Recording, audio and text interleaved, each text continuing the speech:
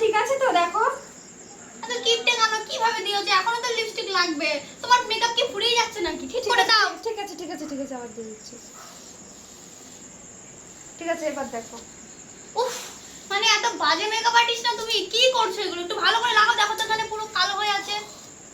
ঠিক আছে এবার কিন্তু ভালো করে বলে দিলাম, সুন্দর করে, ঠিক আছে? নাও। ঠিক আছে।